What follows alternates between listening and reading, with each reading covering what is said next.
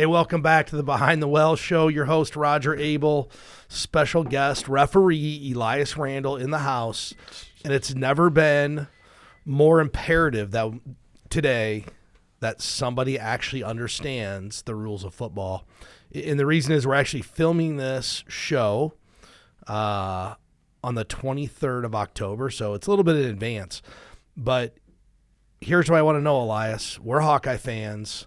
Okay. The Hawkeyes, Cooper DeJean ran back a punt with about a minute and a half to go that would have won the game. Yep. He got called back because of some weird call that on a review that apparently I'm not sure has ever been called in NCAA college football history before. So tell me a little bit about it. I'm going to take your take on this, and then I'm going to ask you about your personal football game. Yeah. Okay. So invalid fair catch is a decision that's made in a lot of different football games, but it's never announced to the stadium. It's not really it's in the rules, it's a violation, which makes the ball dead upon possession. And the intent of the rule is to stop basically a fake fair catch. Like I wave like this so the defenders stop pursuing me, and then I catch it and I start running.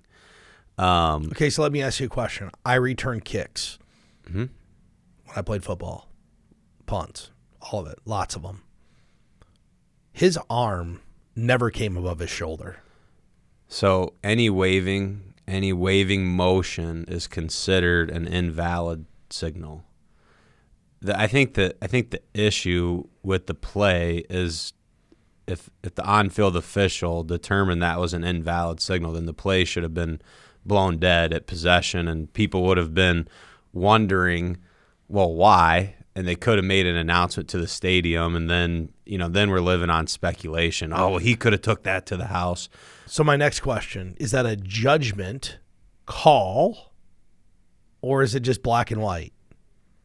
Well, everything in football is judgment. So I don't know, and I because don't. So I'm not privileged to the conversation. I would guess that the intent, he was not yelling fair catch. He is yelling fire, fire, poison, poison, something to get away from the ball. Oh, the returner? Yeah. So but let me ask you that question because you understand the rules. Am I allowed to yell fire, fire, or whatever our team signal is to get away from the ball? Yeah. And that doesn't constitute an invalid. Correct. That's not. So if his intent was to tell his people to get away from the ball and not to call a fair catch, because when I return kicks, I waved my arm like you can't believe and yelled fair, fair, fair. If the intent was not for him to call a fair catch, does that mean that it's a judgment call and they didn't necessarily have to return that or overturn that call? I think so. I don't. It's really odd, and the bottom line. It's either way. It's sloppy officiating because either we had an invalid signal and the play should have been blown dead. So there's no reason. If you're on the field and you have an invalid signal, there's no reason to let the play go. And the position that watches that's not the position I work in college football. It is the position I work in high school football, and it's all the same. You first figure out where the ball is going and then officiate signals and possession. And then it is signals are a reviewable aspect. All scoring plays are reviewed, and then replay came in and determined he waved his arm. And so it's either one of two things. Either the on-field officials didn't interpret that as an invalid signal and then replay made it that, or it's possible the on-field official wasn't sure if the signal was invalid or not, so let it play out and then wanted it to go to replay. Which that would actually be the prudent thing to do, right? If you're unsure, you let the play out because otherwise it's blown dead, and if it was the wrong call, we don't know the outcome of the play. I don't know that's how. I mean, I don't know. I've it's easy to say what I would do, but from my perspective, if I have an invalid signal, I don't want to know the result of the play because I'd have as an official. But what if you're not quite sure? Then I mean, if you're like on the fence, so But I guess how are you on the we fence? don't really get They we didn't don't see it on the field. They thought he maybe stepped out of bounds and replayed the thing, I'm guessing. And it was a scoring play. And when you're on the field, you don't get the benefit of I'm not sure. You make decisions with the information you have. And so the other issue is it's a scoring play under 2 minutes. It's getting reviewed either way. Yeah, and a lot of fans thought like Minnesota requested a review. It's not a request. That's automatic. Review. Yeah, it's automatic. It's a scoring play going to get reviewed. I would imagine the communication on the sidelines was not great. I'm sure the on-field officials told Coach Ferentz, "Hey, we're reviewing to make sure his feet were in bounds," because that's what everyone thought. So either way, I think no matter how you slice it, it's kind of sloppy. It's football. It's football. No one's perfect. Mistakes are made. I can't tell you what I would do in the situation, and we'll get. I want guidance on it though. After seeing it, like I want a real answer on. To my interpretation of the play is he was pointing and running, and I don't think we should be getting so technical with the rules that you're not allowed to point and run. Like your arm went in a circle, but you were running. Right? I don't think that that's the intent of the rule, but. We'll get. That's kind of what I was getting at. Like his intent had nothing to do with a fair catch whatsoever, unless something else happened on the field I don't know about. We've had other plays that after it's all said and done, the guidance from the NCAA would be something like, "This is too technical of a rule application, even for replay to do." So, and that's the thing in football. Football is what makes officiating football challenging is it's all in the gray. Right, we have rules and then we have the philosophy, and it's all judgment. And I don't know, my opinion, if the on-field official didn't have that as an invalid signal, I don't think that's some good on-field officiating. We should just let it be what it is. But I don't know what the NCAA is going to say about it. I'll find out though, because they put out a video, 10 to 15 minutes every week of plays, and there's zero chance that play's not going to be on our training tape. Here's my take on it. Don't put yourself in that position anyway.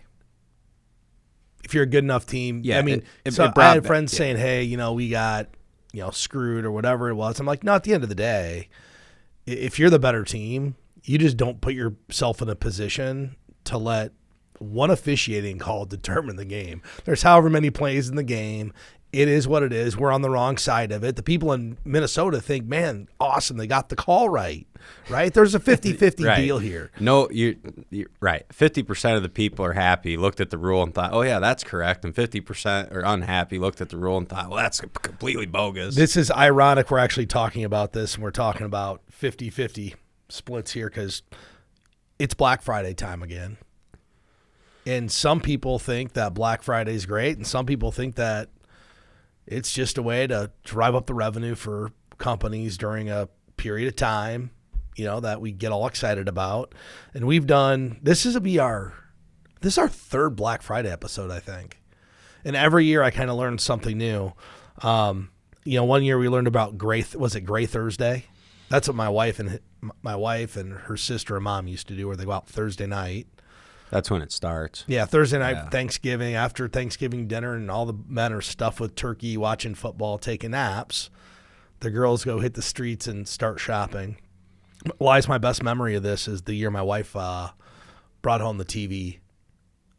I'm sure I've told this story before. Yeah, didn't you go with her? No. Wasn't that like a huge deal? You guys were going to buy this awesome TV, but you didn't go. No, we weren't even going to buy a TV. My wife, I didn't. I'm never going shopping on Thursday night of Thanksgiving, ever. I want nothing to do with that. I've never done that either. You can come watch football with me. Yeah. But my wife called me one night. She's like, hey, this guy randomly gave me his ticket to buy one of these TVs at Target. And there were like 10 TVs. That's it. Because, on Black Friday, Gray Thursday, they're all going to have like some blowout super sale, right? Like there's always one item that is drawing you into the store. Well, this was like a 55 or 60 inch TV for, I want to say $200. And this is back in like 2015 when those TVs were like $1,000 to get into. So it was a deal. It was a deal. So she calls me up. She goes, should I get the TV? I'm like, we don't really need a TV, but yeah. So smoking deal. Guess how long the TV lasts? 6 months. 3 years. That's it. It just shut off one day. It was some like off off the wall brand that didn't last all that long. But isn't that crazy how you can have like one TV that only lasts 3 years, and then everyone has a TV that it won't die on you. I had one. I just took it out of my screen porch. Oh, you did? I didn't know if you were still using it or not, but everyone's had that TV in their family that just keeps on trucking. In 2004, we bought a Panasonic plasma TV. But before the LED TVs, was all plasma was the deal. Went from the big tubes to the thin, semi-thin plasma TVs. I literally finally this summer took it out of my screen porch. So it sits in the screen porch all winter long too. So it gets all the cold, all the heat. And finally it was like, it'd be a regular picture and then all of a sudden it'd go all red. And then it would kind of come back to regular. So it got annoying enough that I had to replace it. But 20 years on a TV I think is pretty solid. That is solid. But here's some stats about it. It's pretty crazy, but there's 125 million people in the United States have shopped on last year. 125 million people shopped on Black Friday. That's 37% of the total population. So everybody out there, if you want to save yourself a giant headache, don't go shopping with 40% of America on one day. You're all piling into the same place. The majority, and some of that includes some cyber stuff too, right? Because now it's not just going to the store, but it's going to the website. That's probably gotten as big or bigger. 70% of consumers prefer shopping online, while only 31% shopped in the store. And I can tell you over my life, this has drastically changed. I used to always want to go to the store because I wanted to try it on. I didn't want to have to go return it. Man, they made it so easy to shop online. I just ordered 2 items last week, clothing items that didn't fit. And I dread returning things. Like I dread having to go back to the store. I dread having to package it up and ship it off. I went online to return an Amazon item and they're like, oh yeah, just drop it off here. We do everything for you. My other item, same thing, was going to a different company. I'm like, you better just show up at UPS and give them the box. I don't have to print a label, just a little scan code. I'm like, this is as easy as it gets. They've actually made it easier than the store. Because what happens in the store? You got to go in with a line of 37 people. There's not 37 people in line at FedEx. Because no one's asking let's see your receipt, and I can't find my receipt. Nope, you just get yourself a little barcode. Can't lose a receipt. It's transforming how people shop. This year, though, U.S. consumers are expected to spend 7.5% more on Black Friday than they did last year. That translates to about $10 billion this year in one day. I'm a little shocked people are spending more. I am too, because we've heard and read about how consumers just have less money now. Credit cards are back. Credit card debt is way up high again and back, and just doesn't. Americans are great consumers. It's hard to stop the spending. So anyway, here's the next question on Black Friday: is it worth it? Is it even worth it to go out and shop? So apparently there's huge deals on Black Friday, 70 to 80% off, and I'm guessing that's a marketing thing, right? You get some big ticket items that are at a huge discount. Get people in the store. Those are your loss leaders. But then the average Black Friday deal is about 25% discounted from the full retail price. And feeling whether it's worth it or not, it's actually pretty generational. So I think the value that's there for people, it almost depends on your age. But in general, kind of the younger Gen Z, Gen Y, Gen X, values that more. And then as you go up in age, people start to view those deals as just not being worth it. And I'm guessing that's somewhat maybe looking at the price. It's also probably, I'm sure older folks don't care to go be elbow to elbow with people in every Target across America buying stuff on Thanksgiving. And then the other thing I was going to say, is it worth it? That's also a question of, do you want to spend your time doing that? So for me, I'm not really interested in any of the deals because I don't want to go shopping on Thanksgiving. I want to be at the house, eat the big meal, enjoy the desserts, watch the football game. and hang out. But I think socially there's a lot of entertainment value for people who do like to shop. So I know, all the grandmas, the aunts, even my daughter who's 8 years old now, it's a big deal for all of them to go as a group and hit the Gray Thursday night deals and at least get a couple things. And they get excited about it. So there's some value in that too, right? Of, hey, this is a tradition. This is something we like to do. And it's part of their Thanksgiving holiday. I think it has more to do with Thanksgiving holiday. I was trying to pull up just to see if people already have their Black Friday out, and some of these people do. And I'm looking at like Bass Pro Shop. They've got this fishing transducer that's $1,000 on sale for $500. You might as well buy it right now. I would if I needed it, I would bang the buy button right now. I'd hammer it. Yeah. But I don't. If you needed it. If I need it, I don't need it. But you know what? That goes to another problem with Black Friday. And because this show's about building wealth at some level, you got to start to quantify whether you need it or not. Just because it's on sale doesn't mean you need it. It's kind of like the TV my wife and I bought. Like, we actually didn't need it. That was $500 or $200 we wasted. Now, that said, was it nice? Yeah. But that's a great example. I'm on here trying to figure out what the great deal is, but I don't need any of it. You've already bought all your fishing gear in previous Black Fridays. You're good. You're caught up. I don't need any. You know what, though? That's probably a good shopping point for people as you're preparing to go out Black Friday. Instead of trying to find out what the deals are before you open an ad, what are the 10 things I need? And if you can't come up with them, why are you going? Like, it's one thing if you're saying, hey, I'm buying, my daughter, here's the Christmas list. Before I see the ads, here's my Christmas list for the girls for in my house. Be like, hey, Mom, here's the Christmas list. Is any of this on Black Friday? And then is it worth it to go spend the time, effort, and energy to track it down? But that's not how people shop. They're going out trying to find something that's on sale and thinking they got a deal. Well, who cares if you got a deal if you don't need it? Still spend a bunch of money you didn't need. Yeah, you know what? So with the holiday shopping conversation, I know every house got the Amazon catalog, right? Have your kids gone through it and circled stuff? Yeah, Elias, the most ironic thing about it is this is what we did when we were kids. That's what I was going to bring up. So, that's Sears used to do that, right? That was the company. Yeah. It was Sears catalog.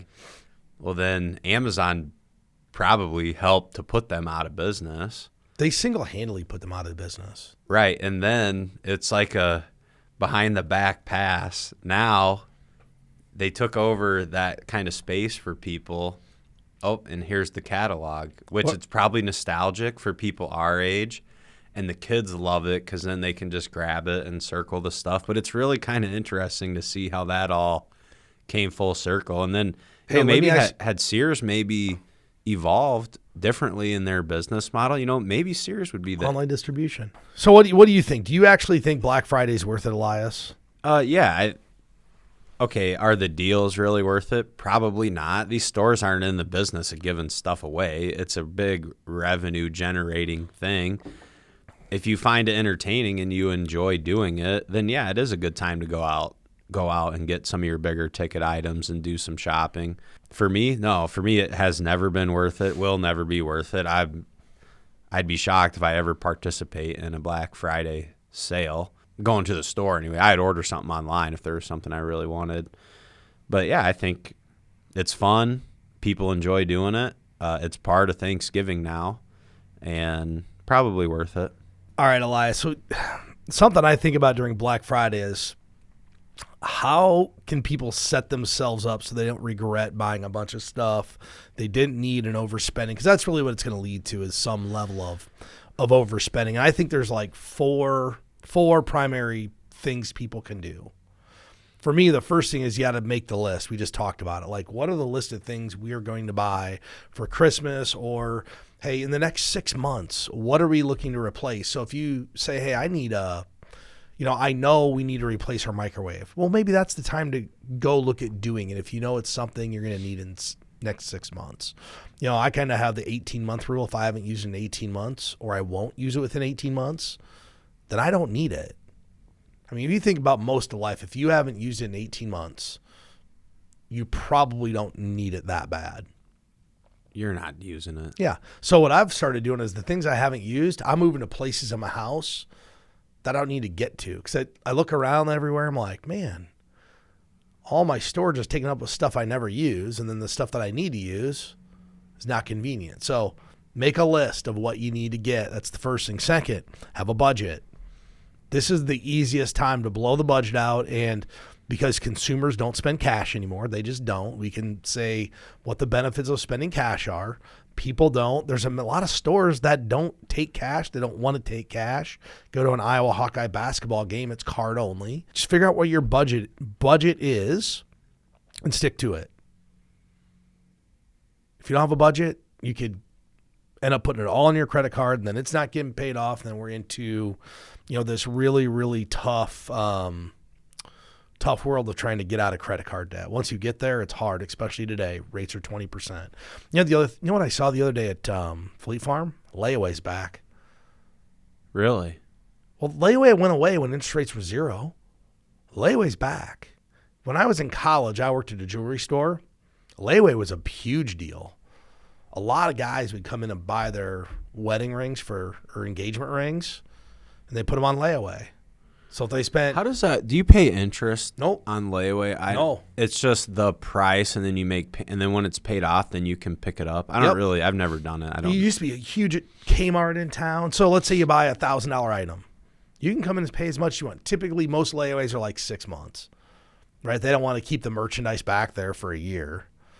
But so 6 months, so you can come in and pay $100, $200, $300, whatever you want. Once it's paid off, it's yours, no interest. It's actually a great way to do it. It's like no interest financing. You just don't get the item until you pay for it. So what happens if you go beyond the 6 month? They refund your money. Oh, and then just put the item back out for sale. Yeah, well, that's what we used to do. Because we don't want to send in a bunch of stuff behind the case. But I just saw it the other day walking into Fleet Farm, layaway. I'm like, that's a great option for people right now. If start paying for it. You know what? If you're going to buy your husband a Milwaukee saw that's $400, and you don't have the cash, and you don't need it till Christmas, why do you have to take it today? You don't. Layaway. You do layaway, $125 a month, doesn't cost you any interest, or if you put it on the credit card, you're probably paying an extra $40, $50, $60 for it by the time you pay the card off. So layaway, if you don't have the money. I don't know how I got off on that tangent. And then should do some research. Research whether the Black Friday stuff's a good deal, and then quantify what's a good deal. Right? Like if someone tells me all of like Shields, if they put out fishing merchandise is 25% off, I don't think that's a good deal. Why? Because you can always find. There's 25. other sales throughout the year where you can get 25%. So why do I need to rush out to the store to spend 25% off today? I mean, there's all kinds of stores that always do 20 or 25% off fishing sale. Mm-hmm. You know when I buy my hunting clothes? When? I never buy them before the season. Yeah, that's when they're most expensive. January, February, March, April is when I buy them. You know why? They're all half price. Yeah, because the season just got over. Yeah, and if a garment's $400 and I'm buying it for $200 and I know I need it, okay, that's when I buy it. So I always buy my hunting clothes after the season. Fleet Farm always has giant sale racks of good stuff, and so does Shields. Shields will mark their stuff way down. And I'm not talking about crappy stuff, high-end stuff. So this is where a little research comes in, like, 20% off Sitka gear. Nah, not interested. I'll wait till it goes half off somewhere that didn't sell it, and they can't afford to have winter coveralls hanging up all summer long. That won't sell. Mm-hmm. And then employ the full price rule. Like, just because it says sale doesn't mean it's a sale. Like, if something's $1,000, but you can always buy it for $750 somewhere. Kind of like what I just told you. Like, if it's 25% off, it's not a sale. Dude, it's $750. You almost had me there. I was like, what does he mean? It says sale, but it's not a sale. I was confused for a second. But you're saying if it's always on sale for 25%, that's just the normal price. Yes. Yeah, that's what you're getting at. Okay. Yes. And the other thing is, here's what you ask yourself. Here's another good thing you can throw out at yourself. If this wasn't on sale, would I pay full price? Good question. Because if your answer is no, then you don't need it. Because things you need, you're actually willing to pay full price for because you need it. Yeah, you'll pay what it costs. So the good example, that TV we bought, if it was $1,000, you know what the answer would have been? No. Not doing it. Probably would have been better off selling the ticket to someone for $100. Probably could have done that. I probably could have had a profit on that deal. But those are just some things I think about when I'm kind of getting ready or when I shop. Like, is it on sale? Do I need it? All those different things. Like, I just have an idea of what I'm going to buy before I go out shopping. Yeah, I think one other thing I want to tag on to the stuff you just mentioned, and you started that talking with like a budget for the holidays. I think holiday money, and I think a sinking fund is great for the holiday season. It's what we do every year. So there's a set amount of dollars that we know we want available every year around the holidays, and it's just a weekly transaction from the bank account. Goes into, we just call it our holiday fund. You can name it whatever you want. But then at that time of year, it's just the money's there. We've already allocated that. So I think the sinking fund is a great way to always be prepared, because here's one thing that's not going to change. Thanksgiving and Christmas aren't going away, right? You know those bills are going to be around every single year, and you're not going to, I'm going to cut back on holidays. Not realistic. You're not going to do that, right? And as your family grows, like ours has, it's more expensive every year because now we have 3 kids instead of 2, and then before that, only 1, right? So that budget has to grow too. But I think the sinking fund's a good way to attack that. I think it's a great way. The problem is you got to get a year ahead. But the first year you do it, then it's easy. Then you're just always refilling the bucket. So hopefully if you can get through the Christmas season without putting it on the credit cards, in January you start say, hey, I spend $1,500 on Christmas, so $125 a month, or $30 a week. That's all it really is. $30 a week. I just have an automatic ACH that goes to a fund somewhere. And sure enough, I wake up, it's Christmas time, and I have $1,500 and no stress and no credit cards involved. Yeah. And if you do, right, so if you are to the point where we've had to use credit cards to get through the holiday shopping season and you're not really sure how to attack that, and that's, the managing debt is part of building your long-term wealth and your overall net worth, and being responsible with debt is absolutely part of that. So a good first step, know what you owe and know the interest rate and the balance on the cards. And that could be as simple as a notepad and a pen, and just write it down. Here's the credit card. This is the balance. This is the interest rate. A good next step from there would be just review your credit report and your credit score and start to figure out, one, are there any errors on here? Are there things that can be cleaned up easily? And then start getting those credit card bills paid off. So if you're already planning on using your credit card this holiday season and there's a large balance on there, you need to start getting it paid off, because what you don't want is you don't want to get through the holiday season, right? No one wants to go without a fun, enjoyable holiday.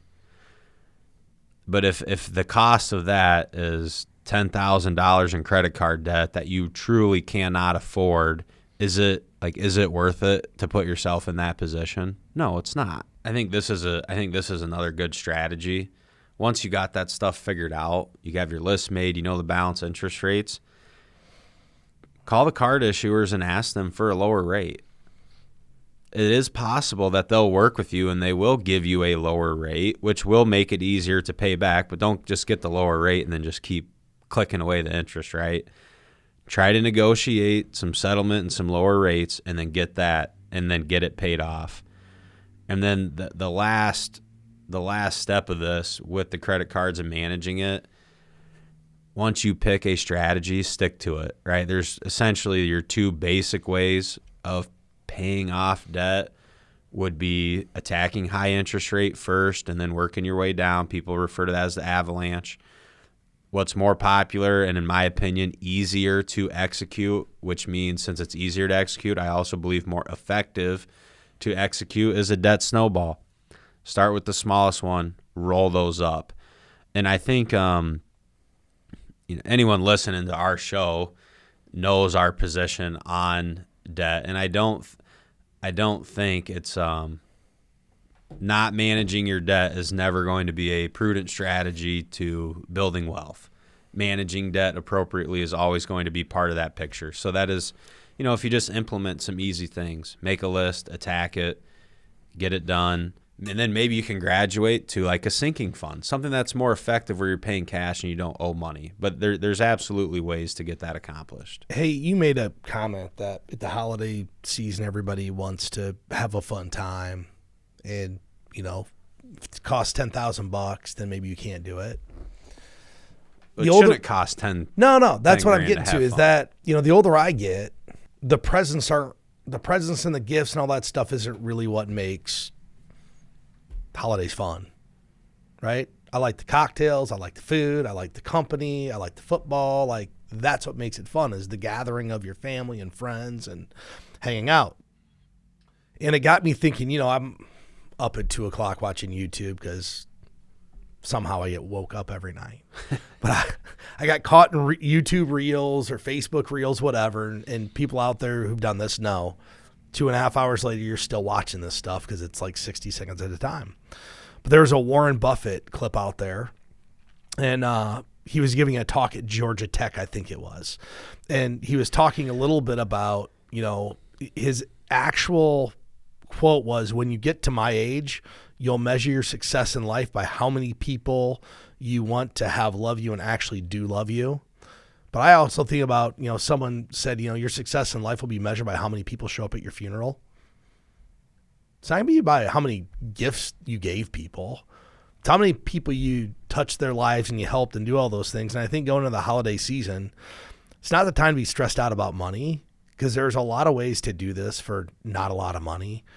And I think the most important thing to remember is people just want to spend time with their friends and family.